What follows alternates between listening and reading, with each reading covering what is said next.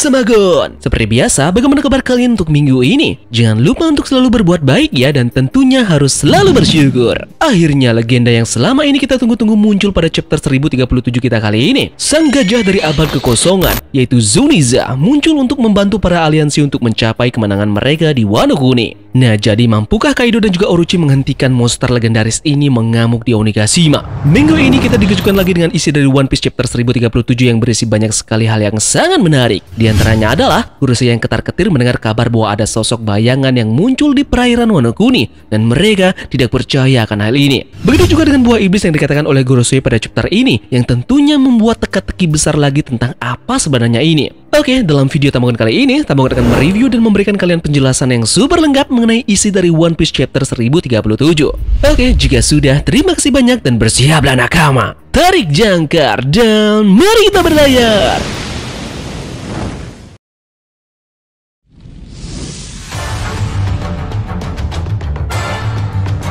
Chapter 1037 kita kali ini diberi judul Suran Hake. Di chapter kali ini tentunya kita mendapatkan sampul, yaitu di mana Jaji melihat cakrawala di dinding kastilnya. Ichichi dan juga Reiju terlihat duduk di dinding bersamanya. Oke, untuk panel pertamanya dimulai dari Ibu Kota Bunga. Kita bisa melihat orang-orang yang masih menikmati festival api, meskipun itu nantinya sudah akan berakhir. Nah, terlihat beberapa anak dan orang dewasa menulis harapan di atas lentera kertas mengambang untuk dikirim ke leluhur mereka dan memenuhi keinginan mereka.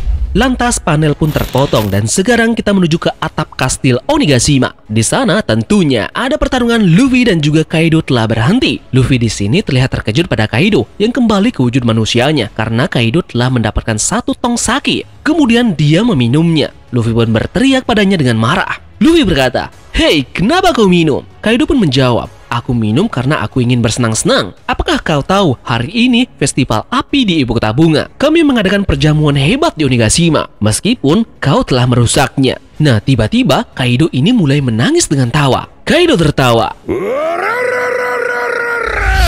Luffy pun terlihat melepas jubahnya dan berlari menuju Kaido. Luffy berkata, "Jika kau kalah, jangan gunakan mabuk untuk alasan kau kalah." Kaido terus tertawa. Dia bersandar pada kanabonya agar tidak jatuh. Kaido mengatakan sesuatu. "Mabuk tidak membuatku lemah. Bahkan aku terlihat sangat kuat sekarang." Luffy pun merentangkan lengan kanannya dan menyerang Kaido sambil terus berbicara. Dan kemudian Kaido pun terlihat melompat mundur saat dia tertawa dan menghindari serangan itu dengan teknik baru. Kaido berubah ke bentuk hibridanya dan menggunakan gaya bertarung baru. Ada teknik yang bernama Warai Jogo, atau bisa dikatakan mode mabuk yang tertawa. Kaido kemudian memukul Luffy dengan kanabonya. Serangan Kaido ini begitu kuat sehingga orang-orang di panggung utama melihat bagaimana sebagian atapnya runtuh. Luffy pun menderita pukulan. Kaido memukulnya di dahi. Kemudian Kaido pun berubah menjadi bentuk naganya lagi. Dia di tanah, terhuyung-huyung karena mabuk. Kaido mengatakan, "Ini menyenangkan, tapi baik kastil dan pulaunya setengah hancur. Aku tidak berguna, bahkan aku tidak bisa melindungi satu kastil." Luffy di sini terlihat kesakitan menerima serangan dari Kaido ini. Lagi-lagi mode mabuk dari Kaido ini berubah dan sekarang ke mode Ochikomi Jogo, alias mode mabuk sedih. Kaido pun curhat di sini. Kaido mengatakan ini akan memakan waktu sekitar 5 tahun. Luffy terlihat bangkit dan berlari menuju Kaido. Nah, ketika Luffy ini hendak mencapai Kaido, dia pun menyerang Luffy. Kaido menggunakan teknik Tatsumaki Kaifu. Luffy berhasil menangkis salah satu pisau pemotong Kaido yang memotong batu menjadi dua dengan mudah. Kaido pun berubah menjadi bentuk hibridanya dan mulai menangis tak terkendali. Lagi-lagi mode mabuk dari Kaido berubah dan sekarang ke bentuk Naki Jogo, alias mode mabuk menangis.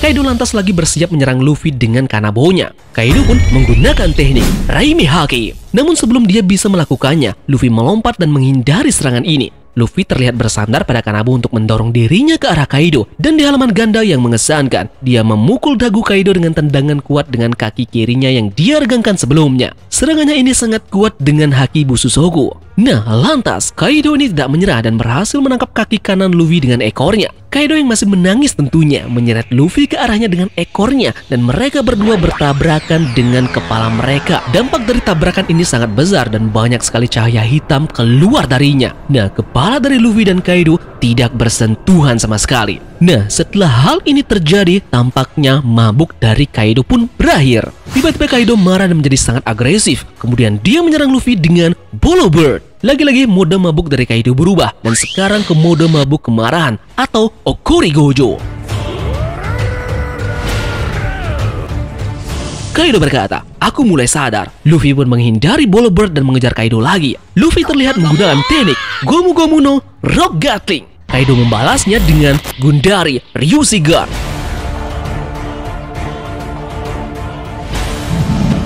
Ada sebuah catatan kecil di panel ini, yaitu Gundari adalah salah satu dari 5 raja kebijaksanaan, yaitu Myo dalam agama Buddha. Yep, kita lanjut. Luffy menyerang Kaido dengan banyak sekali pukulan raksasa dengan haki Busosoko miliknya. Kaido pun melakukan serangan balik dengan mengayunkan kanabonya dan menangkis pukulan tersebut. Dan yang terjadi, Kaido dan juga Luffy berhasil menjotos satu sama yang lainnya. Kemudian keduanya berteriak kesakitan. Luffy memperlambat serangannya dan menghentikan kanabo Kaido dengan tangan kirinya. Kemudian merentangkan kaki kirinya dan kemudian memukul perut Kaido dengan tendangan yang begitu kuat. Mata Kaido pun menjadi kosong dan darah keluar dari mulutnya. Luffy menatapnya dengan sangat serius dan juga marah. Pertarungan berlangsung panas. Namun tiba-tiba panel kembali dipotong dan sekarang kita menuju ke tanah Mariojoa, yang dimana ada Gorosei yang berkumpul di Kastil Pangia.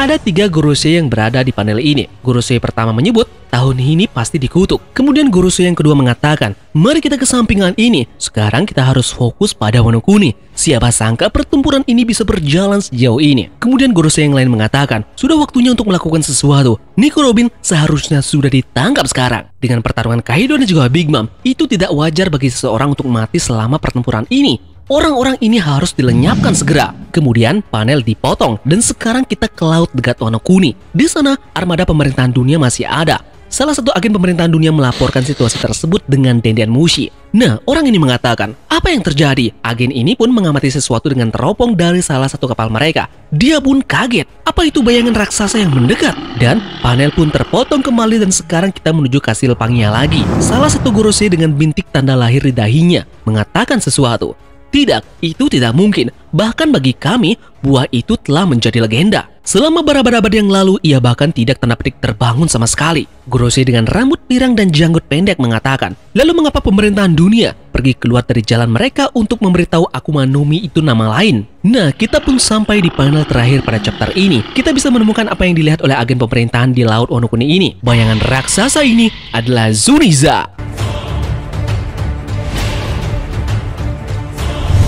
Zuniza berada tepat di belakang armada pemerintahan dunia di laut dekat Wano Kuni. Salah satu dari Gorosei pun berkata, alasannya adalah mereka ingin menghapus nama asli buah itu dari sejarah. Dan chapter 1037 pun usai sampai di sini. Informasi penting lainnya di minggu depan, chapter libur. Oke, mungkin itu saja pembahasan Tamagon mengenai One Piece chapter 1037 yang lengkap. Nah, ada banyak sekali pembahasan yang menurut Tamagon cocok untuk dijadikan teori pada chapter ini. Nanti kita akan berteori pada video berikutnya ya. Jadi pastikan kalian bunyikan lonceng notifikasinya. Terima kasih sudah menonton video ini dan semoga video ini membuat kalian terhibur. Sekian dari Tamagon dan turunkan jangkar. Mari kita berlabuh.